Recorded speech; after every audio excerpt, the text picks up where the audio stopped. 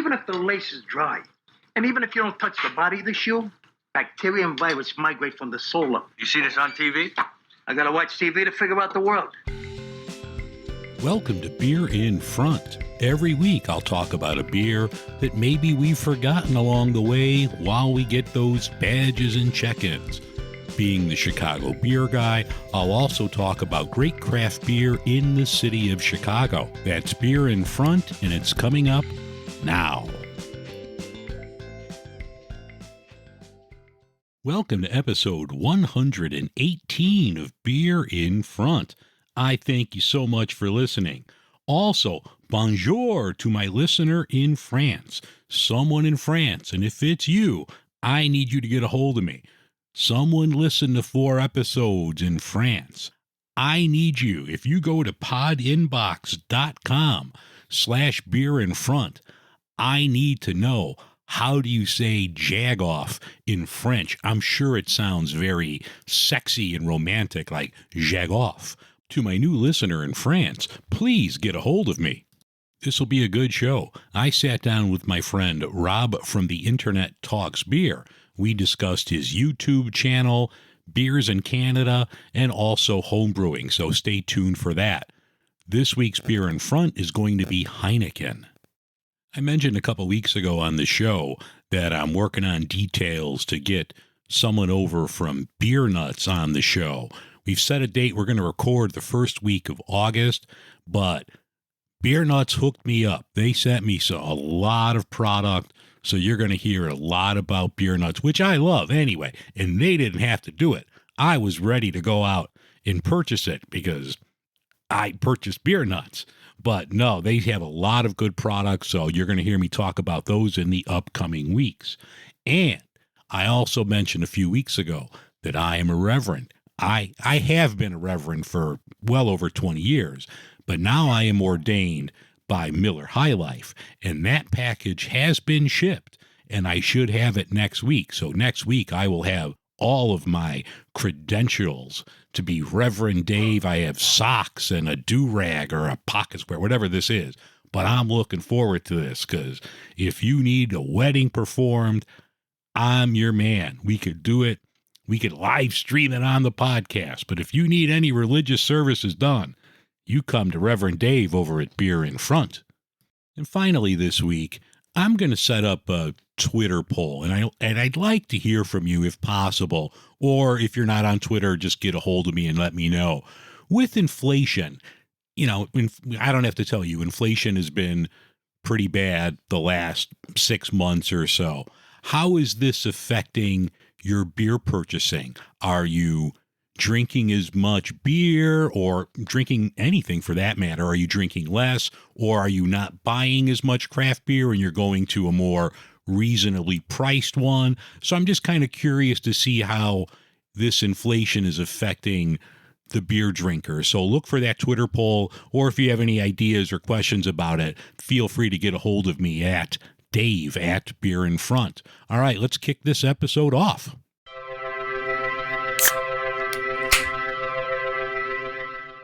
In beer news this week, my friend Rod J over at Rod J's Beer Ventures. Check out his show on YouTube. He has a new podcast that's out. But he tweeted out today that Stroh's is coming back with their retro can, one that they had in the 80s, the blue can with like the red and white design. Really looks sharp. I just wish they would have had it out a month ago when I was talking about Stroh's. But check out the new Stroh's can near you. Sierra Nevada is coming out with a cold IPA, and that's going to be placed in their mix pack. So if you're a fan of the Sierra Nevada mix packs, they're going to include a cold IPA in there coming up later this summer.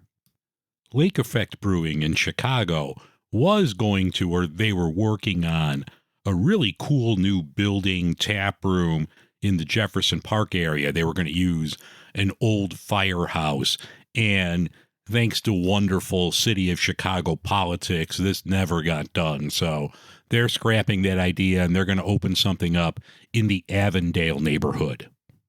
Players in the National Football League cannot actively endorse beer. Like, you don't see football players, active players, drinking a beer in commercials.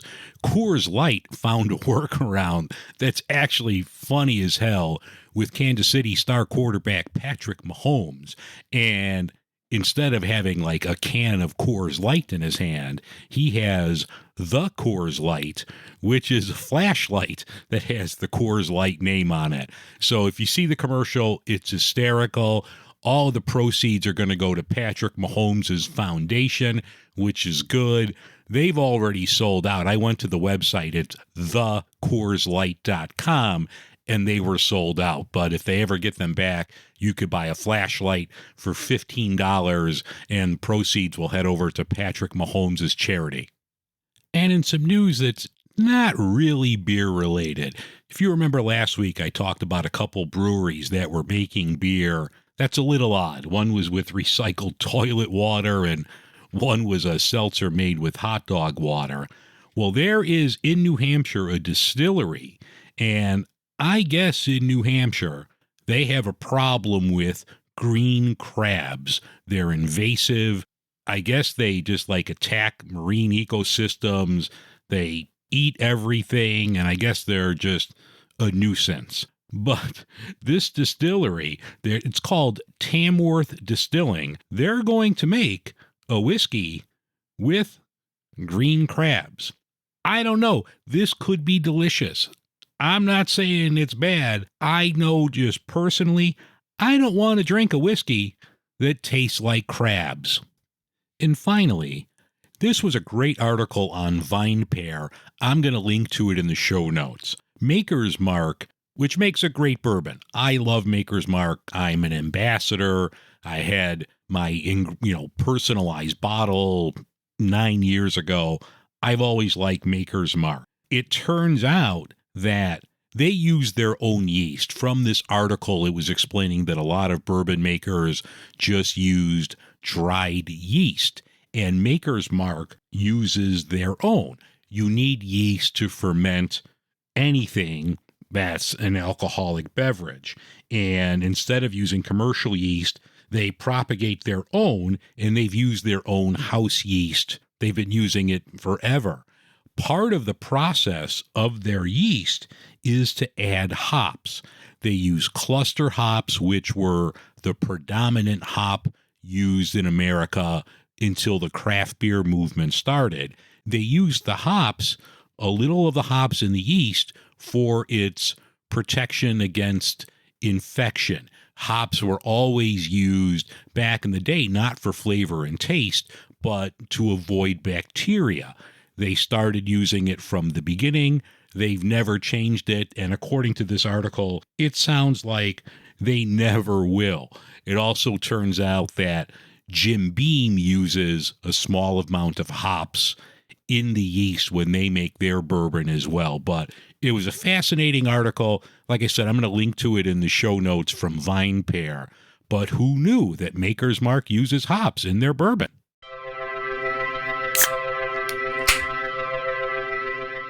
Okay, welcome back to Beer in Front. I'm happy to have on my friend Rob from the Internet Talks Beer. I was on his show last summer, I believe. It's a great YouTube channel. He has interviews. Great show. Rob, thanks for coming on. How you doing today? Oh, thanks for having me. I am doing excellent. It's a beautiful day here in Ontario. The temperature was a balmy 25 degrees Celsius. That's like, 75 degrees Fahrenheit for those of you who are not metric friendly. It was sunny. I was out on the back porch until about 10 minutes ago when I remembered I happened to have to be on a show today. How long have you been in Canada? I have been in Canada just over 4 years. I moved here back in 2018. I guess so just over 3 years, not quite 4 years yet. I moved back here in 2018 after I got married. My wife decided she did not want to move to the States, so she asked me if I'd be willing to move to Canada, and I was like, yeah, sure, I don't care where I live. Yeah. So I moved here, and I don't regret it one bit. It's a fantastic country, very similar climate to where I lived. I mean, I was in Rockford, Illinois, so I literally moved like 350 miles to the east and about 100 miles north. So it's an equivalent with Milwaukee in terms of latitude, so and temperature. So okay. same exact climate I came from. Can you tell people about the YouTube show? You always seem to have great guests on. What can you tell people about the show? Sure. So my show is focuses more on education, I guess, trying to get people to step outside their comfort zone. It's geared more towards people who drink the big beers like your Miller, your Coors, your Buds. Trying to get them to find a style in craft beer that might fit their palate. So we talk about beer styles, we talk about beer history and the flavor profiles and things like that. I have everybody under the sun on my show. People who brew beer for a living, people who drink beer and just like it, people who are home brewers, like I am. I mean, I'm a home brewer, and just trying to talk about beer, trying to get the word out that there's life outside of the big macro beers. Uh, don't get me wrong. There's nothing wrong with liking Bud and Miller and Coors and things like that. But there's a whole spectrum of beers out there that people need to know about. And there might be a beer that they really like that they'd be afraid to try because they've just never tried it. Speaking of macro brews, I'm having a Labatt Blue in your honor. Well, not in your honor, but I'm having it. I'm like, I need a Canadian beer. I grabbed a Labatt's Blue. So we were talking before the show. Yeah, it's decent. Like it's a beer flavored beer. I've had worse. I've had better, but it's a decent beer. Right. So, as I was saying before we started recording, there are no bad beers really. Especially like the big macros. They do it in a science. There's no art to what they do anymore. It's all science for repeatability and consistency, which is fine. And the beers aren't bad. In my opinion, Labatt is probably the worst of the macros up here, but that's not to say it's a bad beer. It's just the worst of the good macro beers. Yeah. I am having a Equilibrium, which is an ESB from a local brewery called Nickelbrook. They're in Burlington, Ontario. They make fantastic beers. They started out as a U brew, and then the owners decided to just create an actual brewery, and they've been going for like 25 years now. Yeah, they put out some good stuff. They're distributed here. I've seen them at Beer Miscuous, some other local bottle shops, and everything I've had from them has been really good. Yeah, they do a really fantastic job with their barrel aged series. So they've got they take a stout that used to be called Bolshevik Bastard, but they've since just called it Bastard, and they make barrel aged versions of it. So there's a Kentucky Bastard, which is aged in Kentucky bourbon barrels. There's a Whiny Bastard, which unfortunately this is the last year for it because the sales on it have kind of declined. The Kentucky Bastard is their biggest seller. So that one's aged in Pinot barrels. And then they have one called Cafe del Bastardo, which is aged in Kentucky bourbon barrels and aged on coffee. So if you like coffee stouts and you like big ABV beers, that's the one to get. But their biggest seller is actually one called Naughty Neighbor, which is the first one that they started distributing in the States. And it's an American pale ale, and it's absolutely fantastic. It's a true representation of the style. I'm surprised Stone didn't sue them for using the bastard name in their beers. Yeah, well, I think they actually had the bastard name before Stone did. Oh, okay. So, but again, it's a different country too. So, You just mentioned, Rob, that you're a home brewer, and we follow each other on social media. I'm looking forward to the day that you get this apparatus delivered, this system that you put out pictures maybe a couple weeks ago, a month ago. This looks phenomenal. Can you tell people about your home brewing experience and this new system that you're getting?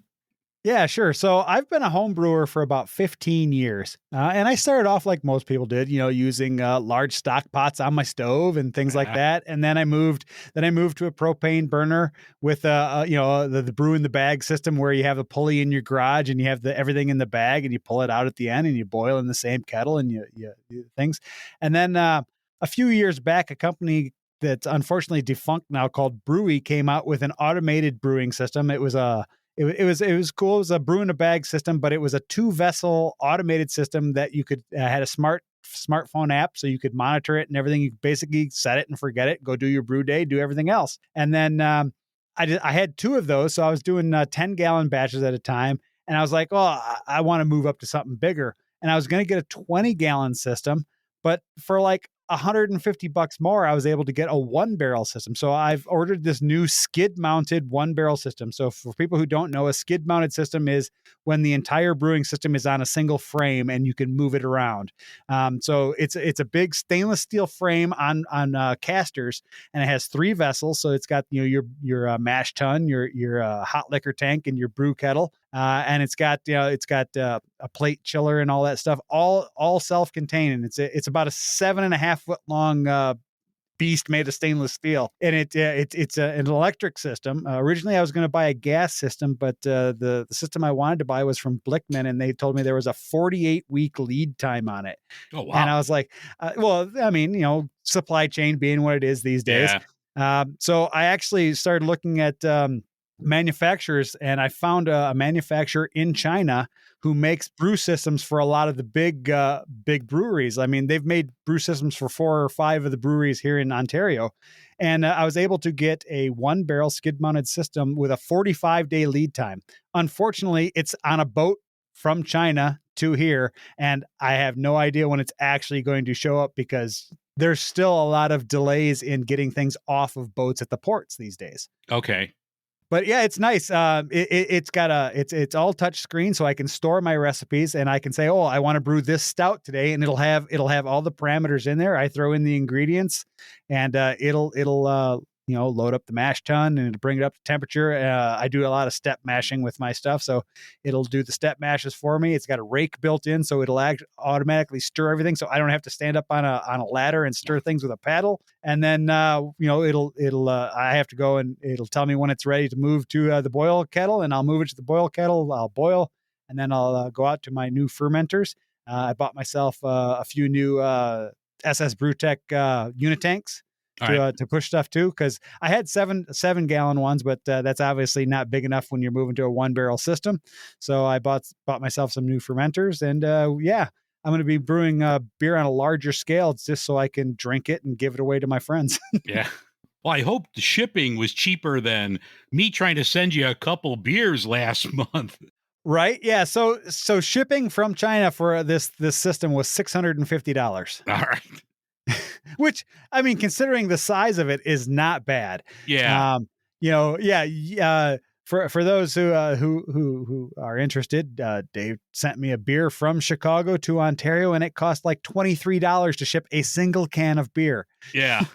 I went there, we split the 6-pack. So I'm like, all right, I'll wrap these up, blah, blah, blah. I put it in the box, and a woman's like $45. And I'm like, US dollars for like 3 beers? I'm like, let me text him first and make sure you're going to be okay with this.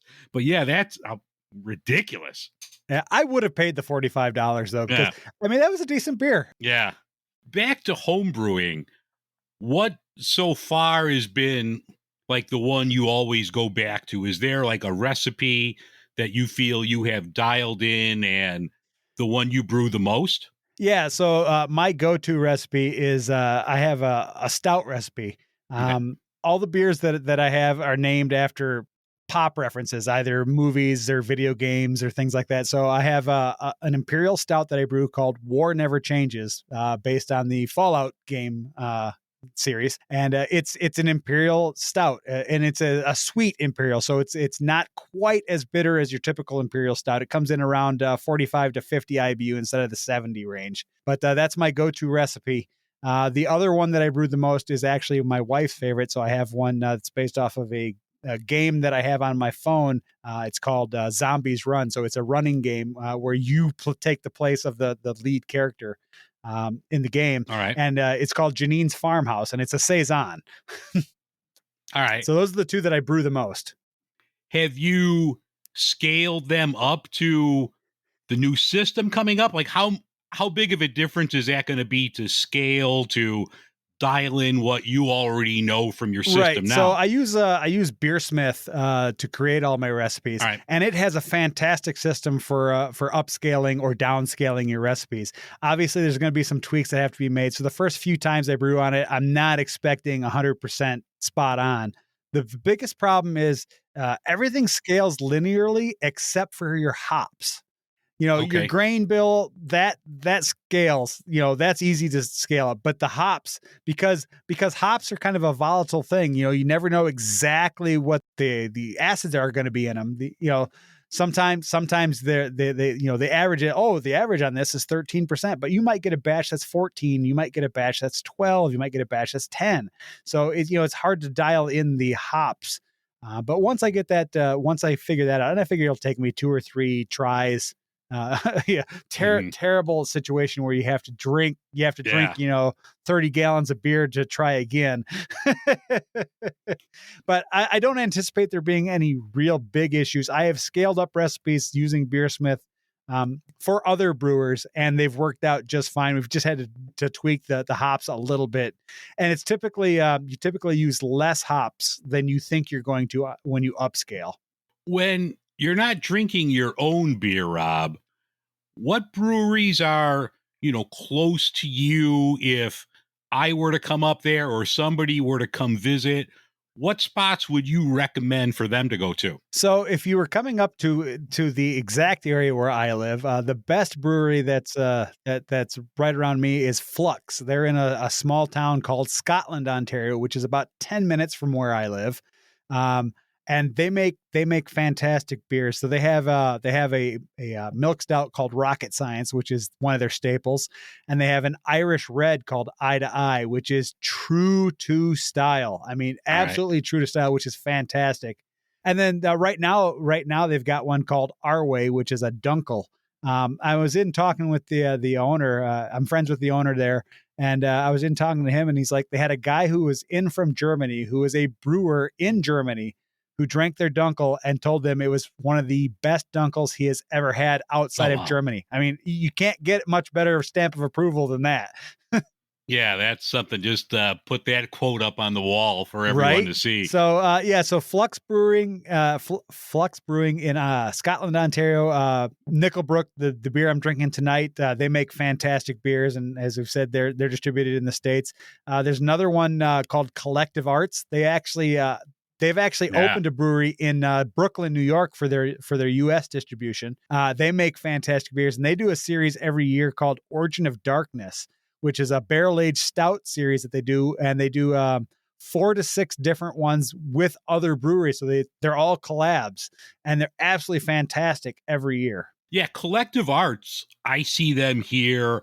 I met somebody who worked for them because I work at O'Hare Airport, and they were really nice people. And, she was telling me, yeah, I have to come up and visit them. But yeah, everything I've had from Collective Arts has Yeah. been great. If you ever make your way up here, I will definitely take you around to a few of the breweries up here, because we live in an area that's blessed, for lack of a better word. We live an hour from the Canadian wine country. So in Ontario, there's the Niagara region where they have a microclimate there that's similar to the Carolinas. Yeah, Oh, so wow. they grow stone fruits. We get cherries and peaches and apricots, and there's like a ton of vineyards and craft breweries around us, in the whole Niagara region. Where we used to live before we moved to this town was a town called Hamilton, and they literally call the area that it's in the Golden Horseshoe because of the weather. In the Lake Ontario area there, it's absolutely fantastic weather up here, and because of that, we have tons of vineyards and breweries and meaderies and things like that. So there's really no end to the amount of selection you have up here. I mean, where I live in a fairly rural area, but within 30 minutes of me, I have 6 craft breweries. And if I expand that radius out to an hour, it's about 100. Yeah, Oh, it's wow. absolutely fantastic. We are not wanting for choice up here for craft breweries. Is there a particular style that you would say is indicative to your area, or is craft beer? Everyone's brewing a hazy or a barrel aged, or I just want to know, is there a style that you could mostly find there? Yeah, no, we have every style you can think of up here, but the thing is, so like Flux, the one I mentioned earlier, they're an all-around brewery. So they make stouts and IPAs and Irish Reds and Dunkels and things like that. We've got another one that's about 20 minutes from here called New Limburg, and they specialize in Belgian style beers. And then we've got another one about 10 minutes away from them called Muse, which was actually started by the son of the owner of New Limburg, that they specialize in saisons. So it's nice. I mean, they make other styles, but that's their specialty. So, we have the luxury of saying, oh, well, I feel like Belgians today. Let's go to New Limburg. Or I feel like saisons. Let's hit Muse. Or I feel like, barrel aged stouts. Let's hit Nickelbrook. It's nice. Mhm. We don't have any like one particular style. If I was to say, I mean, like every place, IPAs are the king pretty much everywhere. We're lucky enough that most of the breweries up here not only make your IPA, your NEPAs, and your West Coast, but we have a few that actually make fantastic traditional English IPAs, which is my favorite. You can keep your NEPAs and you can keep your West Coast. I've always said, and I will say forever probably, that NEPAs are the IPAs for people who don't like real IPAs, and West Coasts are the IPAs for people that just don't like life. So damn bitter. Yeah. I love a good traditional English IPA. It starts off sweet and malty, gives you that nice bitter punch in the middle, and then finishes off with just a nice balanced sweetness. Well, Rob, I appreciate you coming on. Once again, it's Rob from the Internet Talks Beer. He has a YouTube show that comes out. Tell everyone once again where they could find you, where they could get a hold of you if they want to come on and join your show one day. Sure. So I'm mainly on Twitter. So that's if you want to follow me on Twitter, that's Rob from Internet on Twitter. My YouTube channel is Rob from the Internet Talks About Beer, and you can find it by just searching for Rob from the Internet Talks About Beer. I am on Instagram. I believe it's also Rob from the Internet there, but I'm not really active on that one as much. It's mainly Twitter where I'm active because, I'm one of those people that I can't handle having 6,000 social media accounts because I lose track of them. Yeah. But yeah, I'm always looking for people to come on my show. If you like beer, if you don't like beer, if you want to vent about why you like beer or why you don't like beer or why you don't like people who like beer, whatever, come hit me up on Twitter. Send me a message. My DMs are open, so you can send me a message. If you want to email me, it's robtalksbeer@rowald.net. I'm always looking for people to talk to. I don't care race, color, creed, religion, whatever. You want to talk about beer or beer related things? I'm your man. Absolutely. And I'll put all the links in the show notes. Rob, thanks again. I appreciate you taking time out to talk to me. It's always fun talking to you. Can't wait to try one of the beers from your new system once they unload it from the boat and you get it all set up and working. All right. Well, Rob, take care, buddy. I will see you down the road. And once again, thanks. I appreciate you coming on. Cheers. Cheers, my friend.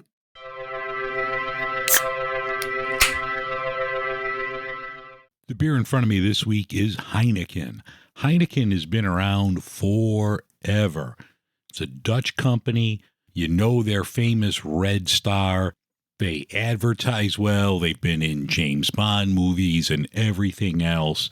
Interesting story that I did not know, that when Prohibition was going on, there were rumors that Prohibition was about to end, and Heineken loaded up a ship full of the beer, sailed it to New York right as Prohibition was lifted, and immediately, obviously, celebrations were going on, things like that, and Heineken was the first import beer that was available. In 1963, they came out with a bottle, and it was called the World Bottle, and this bottle could be reused as a brick for making houses. So the bottle was an odd shape. Look, if you go Google the World Bottle from Heineken, it was an interesting thing. And I know I've seen pictures before of houses that were built using recycled Heineken bottles. All right, I'm getting thirsty talking about this. Let's crack this open and try a Heineken. Oh, Heineken has a really nice, light golden color to it. I don't get a lot from the aroma here. As you heard, this is a can, so I'm not getting any of the skunkiness that you might get from the bottled Heineken. The last couple of times that I've had a Heineken have been in a bottle, and they were skunky. So it's been a while since I've had a Heineken in a can where you don't get any of that. To me, it's very sweet. And it almost finishes thin to me. It's not there's not a lot there at the end. There's no oomph where you don't get any sort of alcohol or hops. It just is the finish to this is just kind of it's there. Let me try it again. Yeah, this is just, to me, a middle of the road beer. I think for the price point, or if you were going to just have a light lager, you could do better with obviously a craft, or you could just do better with a plain US made macro. This is not doing much for me. Yeah, this is just not the worst beer I've ever had, but it's definitely not the best. And in my opinion, take it for what it's worth, you could do better than a Heineken. Like I said, this is in a can. This is in the big 24-ounce can of this. It's fairly fresh.